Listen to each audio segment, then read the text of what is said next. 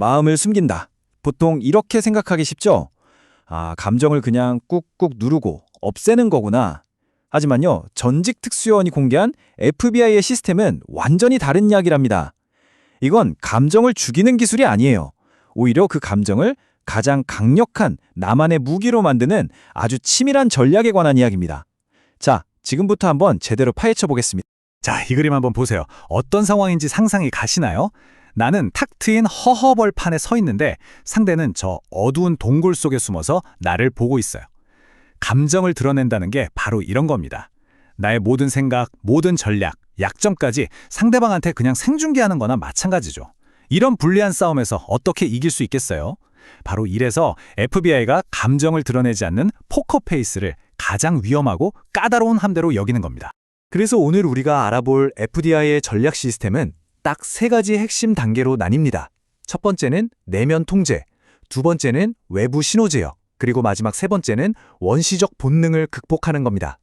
이 단계들을 하나씩 따라가다 보면 어느새 마음의 주인이 되어 있는 자신을 발견하게 될 겁니다.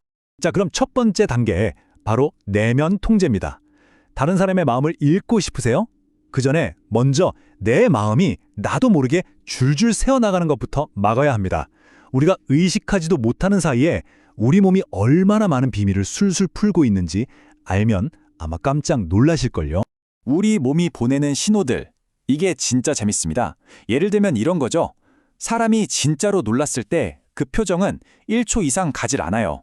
만약 누군가 막 2초, 3초 동안 과장되게 어머! 하고 놀란 표정을 짓고 있다면 그건 높은 확률로 연기라는 거죠. FBI 요원들은 바로 그 찰나의 시간 차이를 귀신같이 잡아냅니다. 또 하나의 결정적인 단서, 바로 눈썹인데요. 내가 이미 답을 알면서 상대를 떠보려고 질문을 던지잖아요. 그럼 나도 모르게 눈썹이 살짝 위로 올라간대요. 이게 무슨 신호냐 하면 나는 네가 모를 거라고 생각하는 걸 이미 알고 있지 하는 무의식적인 신호인 셈이에요. 실제로 이 눈썹의 미세한 움직임 하나가 정말 큰 사건을 해결하는 결정적인 열쇠가 된 적이 있었어요. 1996년에 있었던 폭탄 테러 사건인데요. 수사하던 FBI 요원 제임스가 용의자 집에 찾아갔습니다. 가족들은 아주 뻔뻔하게 우린 아무것도 몰라요. 우린 떳떳한 시민입니다. 라고 말했죠. 그런데 바로 그 순간 가족들의 눈썹이 미세하게 싹 올라가는 걸 제임스가 놓치지 않은 거예요. 이 사람들 다 알고 있구나. 확신한 거죠. 이걸 돌파구 삼아서 집요하게 파고든 끝에 결국 용의자가 숨어있던 곳을 찾아냈습니다. 정말 사소해 보이는 신호 하나가 사건 전체의 판도를 뒤집어 버린 겁니다. 자, 이렇게 내면의 신호를 단속히 따면 이제 한 단계 더 나아가야 합니다. 바로 외부 세계와 내가 어떻게 관계를 맺는지 그 방식을 제어하는 거죠. 성공했을 때, 실패했을 때, 혹은 수많은 사람들이 나를 압박할 때 내가 어떻게 반응하느냐에 따라 나는 예측하기 쉬운 사람이 될 수도 아니면 누구도 함부로 넘볼 수 없는 강자가 될 수도 있습니다. FBI 요원 리브스의 실제 사례를 한번 볼까요? 이 사람은 범죄 조직에 잠입한 스파이였어요. 어느 날 리브스가 흘린 정보 덕분에 조직의 넘버 3가 검거됐습니다. 속으로는 정말 엄청난 희열을 느꼈겠죠. 하지만 겉으로는 어땠을까요?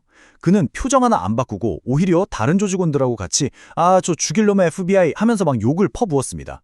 만약 거기서 조금이라도 만족한 티를 냈다면 바로 그 자리에서 끝이었을 겁니다. 이번엔 루이스 요원의 정말 아슬아슬했던 순간입니다. 마피아 조직에 잠입해서 자기가 시칠리아 사람인 척 위장하고 있었죠. 한 번은 모임에 갔는데 모두가 어떤 여성의 미모를 보고 엄지를 척 치켜 세우고 있었어요. 여기서 루이스 요원은 선택의 기로에 섭니다. 그냥 남들처럼 안전하게 엄지를 올릴 것인가? 아니면 그는 순간적으로 시칠리아 사람들이 진짜로 뭔가를 침찰할 때 쓰는 행동을 기억해냈어요. 맛있다는 뜻으로 검지를 자기 뺨에 살짝 갖다 대는 거였죠. 그는 군중을 따르지 않고 그 행동을 했습니다. 그 순간 마피아 보스가 조용히 다가와서 이렇게 말했답니다. 환영하네, 나의 시칠리아 친구. 와, 정말 군중심리라는 함정을 기가 막히게 피해가면서 완벽하게 신뢰를 얻어낸 거. 이런 원칙은 비즈니스 세계에서도 그대로 통합니다. 여러분, 스티브 잡스가 애플에서 쫓겨나고 넥스트라는 회사를 차렸을 때 처참하게 실패했던 거 아시죠?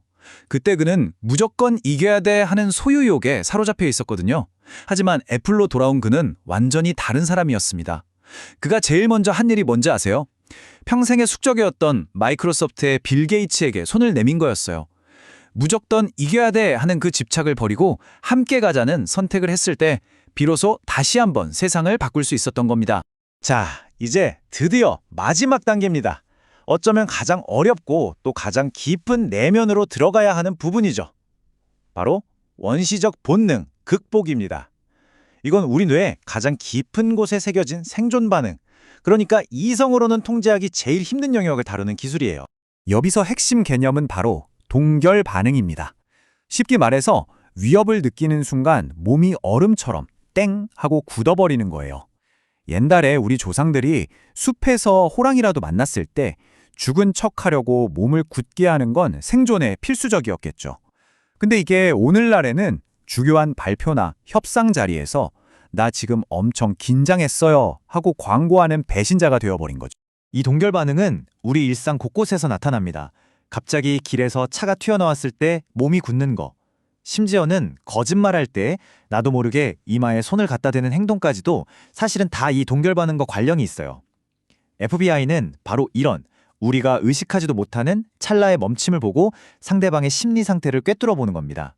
그렇다면 이 본능적인 공포, 도대체 어떻게 이겨낼 수 있을까요? FBI의 훈련 방식은 아주 명확해요. 이걸 체계적 둔감법이라고 부르는데요. 말이 좀 어렵죠? 그냥 그 공포에 익숙해지는 겁니다. 일부러 스트레스 받는 상황에 요원들을 계속 반복적으로 집어 넣는 거죠. 적진에 침투하는 훈련처럼 극심한 공포와 정면으로 부딪히게 해서 결국엔 그 공포가 아무렇지도 않게 둔감하게 느껴지도록 만들어 버리는 거예요.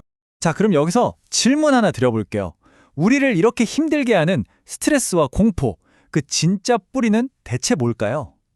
FBI 심리학자들은 그 답을 아주 의외의 곳에서 찾아냈습니다. 그 답이 바로 이 모래시계 원리에 있습니다.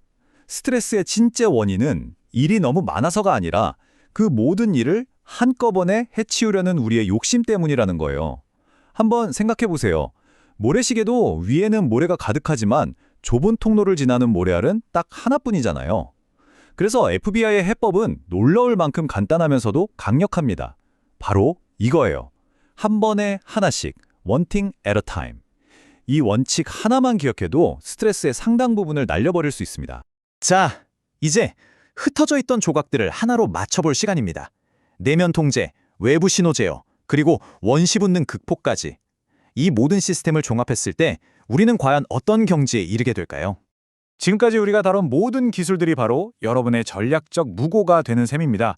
첫 번째 단계에서 배웠던 무의식적인 신호를 단속하는 허점 찾기부터 시작해서요.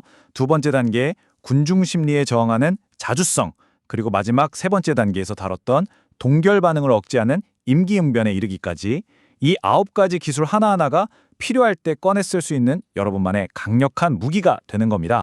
마지막으로 이 모든 기술의 궁극적인 목표를 꼭 기억하셨으면 좋겠습니다.